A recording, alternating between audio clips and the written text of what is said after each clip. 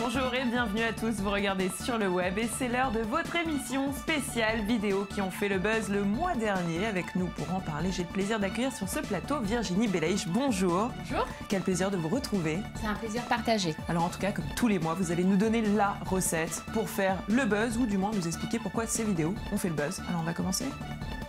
On commence.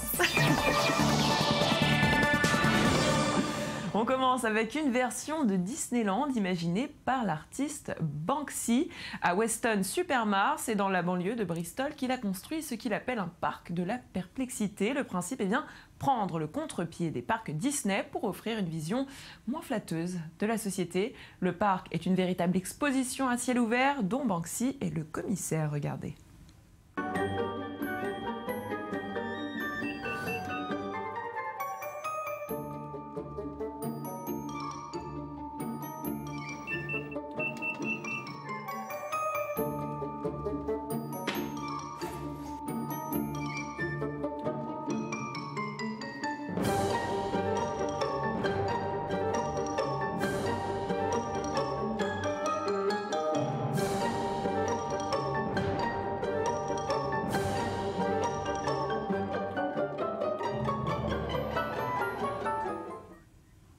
Alors Virginie, finalement, ce parc, c'est plutôt un musée qu'un parc d'attractions. Oui, et puis c'est plutôt un musée de l'horreur, quoi. Effectivement, c'est l'anti-Disneyland, vous le disiez. On a parlé beaucoup de cet artiste ici même, puisqu'il avait fait une vidéo pour montrer Gaza, puisqu'il avait dessiné un chat sur un mur qui aujourd'hui, on ne sait pas si c'est la propriété des gens qui avaient la maison ou si c'est la propriété de la municipalité. C'est très compliqué, on en avait déjà parlé ici. Il se trouve que ce qui fonctionne, c'est qu'il prend tous les codes d'une pub Disney basique où on voit le château, du moins au début, avec cette petite musique un peu entêtante qui fait appel à toute l'imagerie, la fantasmagorie du monde de l'enfance, etc. Pourquoi ça marche? Parce que c'est controversé, c'est une vidéo qui est plutôt longue et ensuite on y voit finalement tous les travers de notre société. À un moment donné, on voit des migrants sur un bateau, sur un petit lac, c'est un sujet cruellement d'actualité. Finalement, il réunit un petit peu, il dit que c'est un parc inadapté aux enfants, il a raison, c'est un parc qui existe vraiment, donc c'est visible au Royaume-Uni jusqu'au 27 septembre, je crois. C'est un espèce de show, quoi, un espèce de truc éphémère. Confronte à la réalité. Qui nous confronte à la réalité. Il y a énormément d'artistes qui y participent, notamment Jeff Koons. Donc, à mon avis, c'est vraiment à voir. Évidemment, pas avec les gosses, quoi. Voilà, il faut emmener tout le monde sauf les enfants. Mais je trouve que c'est très bien fait, c'est très bien monté, cette petite musique comme ça. C'est intéressant et c'est surtout novateur. On n'avait pas vu ça avant. C'est très novateur, c'est très polémique et c'est exactement ce qu'ils savent faire. C'est-à-dire, leur truc, c'est quand même de choquer, quoi, d'interpeller, qu'on soit un peu horrifié. Et là, la confrontation entre le monde réel dans tous ses travers et l'enfance, effectivement, on peut être que surpris et on peut que regarder. C'est une vidéo qui a marché pour toutes ces raisons. Ça fonctionne, ça crée le buzz. Ça marche. Continue, Virginie, avec une autre vidéo. Transformer son smartphone en projecteur d'hologramme, eh bien c'est ce que nous proposait le mois dernier un petit tutoriel qui n'a pas manqué de créer le buzz. Pour ceux qui l'auraient manqué, eh bien préparer du papier millimétré, un boîtier CD, de la super glue, un stylo ou tout simplement de quoi prendre des notes.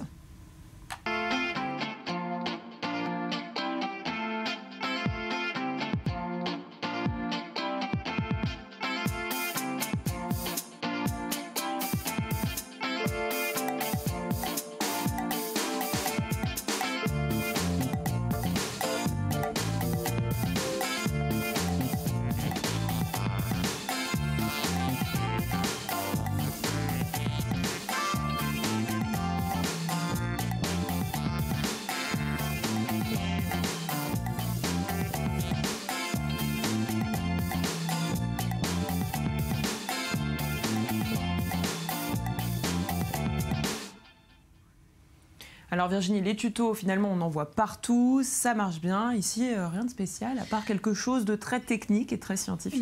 Moi, ce que je trouve assez génial, je pense que ça marche parce que à la fois, c'est très geek. le résultat est plutôt joli et on a l'impression que tout le monde peut le faire. Même moi qui ne sais pas mettre un clou ou qui ne sait pas programmer, voilà. C'est vrai que le résultat est surprenant, mais c'est vrai qu'au niveau de la vidéo, on nous apporte... La vidéo, elle est pourrie, mais comme beaucoup de tutos. Non, mais comme beaucoup de tutos faits sur Internet. Et ça, c'est un garçon qui a fait ça, qui n'a aucun sens de l'esthétique. On n'a rien contre voilà. le garçon dans cette émission. Non, bien au contraire, si vous saviez. Mais là, c'est un mec qui a fait ça, et en fait, c'est le résultat qui compte. Et je trouve que ça fonctionne parce que le résultat est assez surprenant avec finalement du scotch et puis 4 petits bouts de verre, quoi. Donc c'est ça qui fonctionne et c'est ça qui fait que, en plus, c'est pas très compliqué. C'est-à-dire on sent qu'il y a à peu près qu'une étape, c'est la construction de ce truc. Après on le pose sur l'écran. Donc oui, ça fonctionne, c'est plutôt drôle. Maintenant, il faudrait qu'ils en fassent. Se lancer dans l'hologramme parce que c'est vrai que jusqu'ici on parle hologramme, si vous rêvez de faire un hologramme, moi je me lève pas tous les matins en me disant j'ai envie de faire un hologramme. Mais pour les geeks qui ont du scotch et du verre, ça c'est pas mal.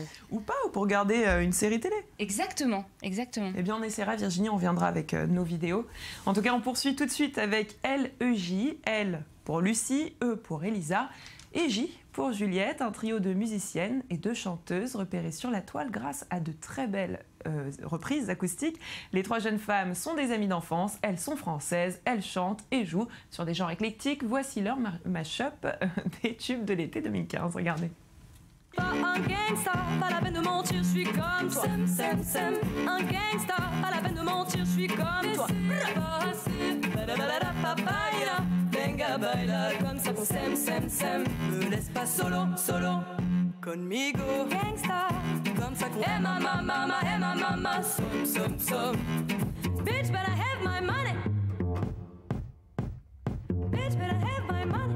I'm too hot damn. Call the police and a fireman. I'm too hot damn. Make a dragon wanna retire man. Girls hit you hallelujah. Woo. Girls hit you hallelujah. Woo. Girls hit you hallelujah. Woo. Girls hit you hallelujah. 'Cause I think that I found myself a... Alors Virginie, elles sont jeunes, elles sont belles, elles ont du talent. Moi, je trouve que c'est quelque chose qui marche. Oui, ça marche. En plus, c'est des Françaises. Quand on présente Ellie J, parce qu'on peut dire Ellie, mais on peut aussi dire Ellie J. Moi, je ne pensais pas qu'elles étaient françaises. Elles viennent du 9-3, comme on dit, en Seine-Saint-Denis. Non, mais en plus, je dis ça parce qu'elles ont fait une vidéo mash-up en reprenant à la fois un tube de Grand Corps Malade sur Saint-Denis et à la fois un tube de Cool Chain, de NTM. Et c'était juste énorme, quoi. Donc, c'est vraiment leur culture, tout ça. Elles ont 185 000 abonnés sur YouTube. Donc, ça a pris comme ça gentiment. Et puis, le 22 juin dernier, elles ont quand même fait la première partie de Pharrell Williams à Monaco, quoi. Grâce au buzz. Grâce au buzz.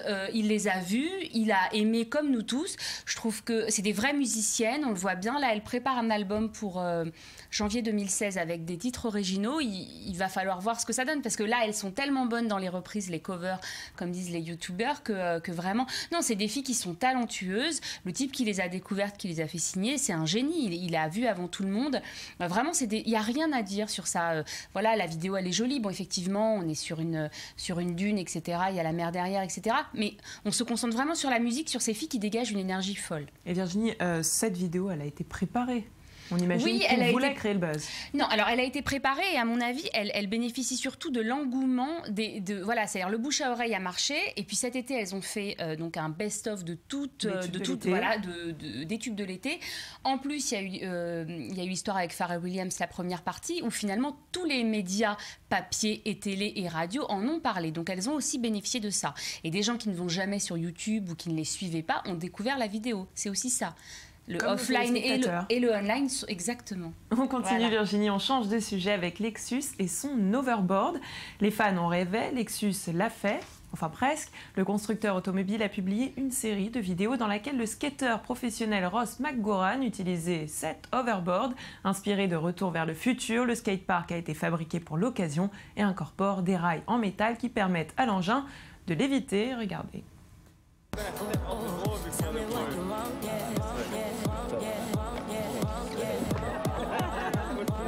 Right.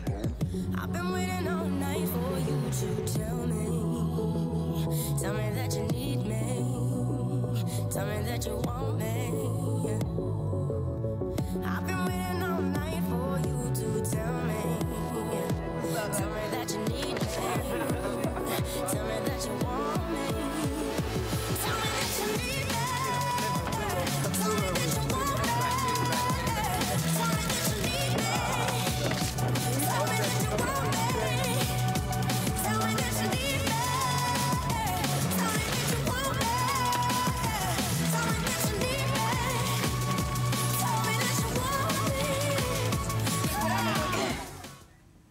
Alors si la vidéo peut faire rêver, gardez les pieds sur terre. Dans un premier temps, Lexus n'a pas l'intention de commercialiser ce prototype. Le but de cette vidéo était en fait de faire parler du produit et de la marque sur les réseaux sociaux. Virginie, mission accomplie?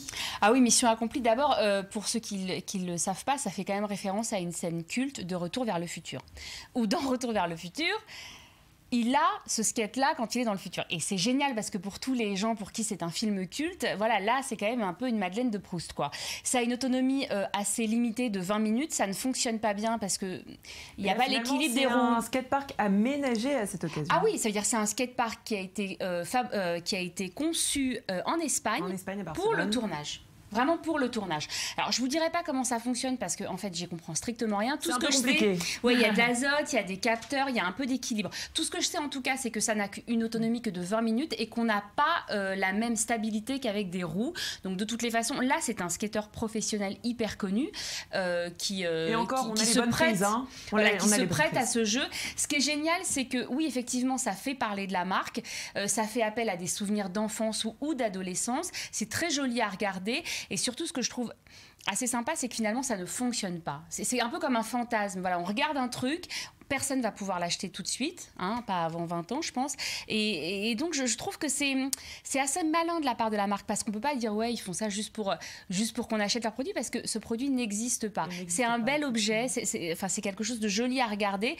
Et voilà, on a tous rêvé quand on était petits qu'en 2000, les voitures voleraient. Et à chaque fois, oui. D'ailleurs, voilà, les voitures violentes, ça arrive. Les voitures volantes, ça arrive pour 2016. Voilà. Là, ce qui est aussi assez drôle, c'est qu'on a eu plusieurs vidéos dans lesquelles on voyait cet overboard et on les a finalement jamais vues. Voilà. Non, mais alors là, il faut dire qu'elle est bien tournée. Il y a toute une série qui a été faite. Non, celle-là, elle est particulièrement belle. Il y a un drone qui filme des très, très jolis. On ne le verra pas. On continue, Virginie, avec la vidéo d'un enfant qui lutte pour casser une planche au taekwondo. Après avoir fait rire toute la salle, eh bien, il va finir par y arriver. Bravo. Regardez. Ok, Chariot. Let's see. Chariot. Fighting set shot. Aïe! Okay. Break it and shot. Ready? Go!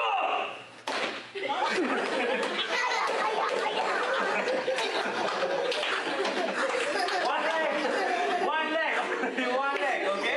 Ready? Go! Bon, elle finit par y arriver et elle obtient la ceinture blanche. Voilà, au bout d'1 minute 55. Et je trouve que c'est ça qui est génial. Ça se passe en Californie, il est très petit, il a entre 3 ans et demi et 4 ans. Il est assez drôle, il a un vrai pouvoir comique, il n'y arrive pas, donc il réessaye. On sait que les enfants, ça fonctionne toujours, mais ce qui est assez inédit dans cette vidéo, c'est que ça fonctionne sur une unité d'action. Ça veut dire l'enfant rit et puis voilà, après, so what, on se la repasse, etc. Là, il y a une espèce de progression. On se dit, est-ce qu'il va y arriver, est-ce qu'il ne va pas y arriver? Il a un côté Jackie Chan, en fait. Vous voyez, c'est vraiment, on ne sait pas ce qu'il fait. Et il finit par y arriver. Et là, on est quand même super content, quoi, qu'on soit parent ou pas, on trouve ça génial qu'il y est arrivé, il a sa ceinture. On est intégré dans cette situation. Virginie, on termine avec votre sélection du mois. Oui, alors ma sélection, c'est beaucoup moins drôle puisque l'enfant ne verra jamais le jour. Non, en fait, c'est un couple de youtubeurs qui s'appellent Sam et Nia. Ils sont américains et ils se mettent beaucoup en scène. Donc, au début du mois, il a annoncé à sa femme qu'elle était enceinte alors qu'il ne le savait pas. Donc, il a été prendre du pipi dans les toilettes. Alors là, c'est la deuxième vidéo où on nous annonce en fait qu'elle a fait une fausse couche. Ce qui arrive à beaucoup de femmes dans le premier mois quand même. Et donc là, il y a une espèce de mise en scène où elle pleure parce qu'elle n'aura pas donc ce troisième enfant puisqu'ils en ont déjà 2. Moi, ça me met beaucoup mal à l'aise. Et donc, on a eu droit à une troisième vidéo où on voit le retour à la vie normale. Et là, j'ai envie de dire à Sam et Nia, arrêtez Internet, arrêtez de payer votre abonnement, vivez votre vie sérieux entre vous, quoi. Je trouve que c'est ce que le web produit de pire, quoi. C'est-à-dire, à un moment donné, c'est une famille, c'est la vie d'une famille lambda, ça arrive à beaucoup de gens. Elle est complètement hystérique. Alors, c'est à l'américaine, hein, elle a déjà 2 enfants, elle est pas, c'est pas une maman, c'est pas une femme qui essaie de devenir mère. Elle a déjà 2 enfants, ça arrive à beaucoup de femmes. Ça fait partie de la sphère privée. Voilà, il faut arrêter de se mettre en spectacle. Ça a été vu plus de 10 millions de fois. Et comment on explique ça, justement? En tout cas, ce qui a été concomitant aussi avec ces millions de vues, c'est une vraie campagne où on leur a dit stop, quoi. On leur a dit vraiment arrêtez, vivez votre vie dans votre coin, c'est bien. C'est bien aussi l'intimité. Mais ils sont quand même suivis. Donc oui, ils sont un peu suivis, mais je pense que là, ils ont quand même pris un coup sur la tête parce qu'il y a eu quand même une vague de réactions négatives. Ouais, quand même, pas mal. Donc voilà, l'intimité, ça a du bon. C'était la Aussi. phrase du jour. Merci Virginie, merci pour toutes ces informations. C'est moi. Merci à vous de nous avoir suivis. Vous pouvez nous retrouver comme tous les jours sur notre page facebook.com/sur le web le Magactu. Vous pouvez aussi revoir l'intégralité de nos émissions sur le www.i24news.tv. On se retrouve demain, même endroit et même heure pour votre best-of de la semaine. Virginie, on leur dit à très bientôt. À très bientôt.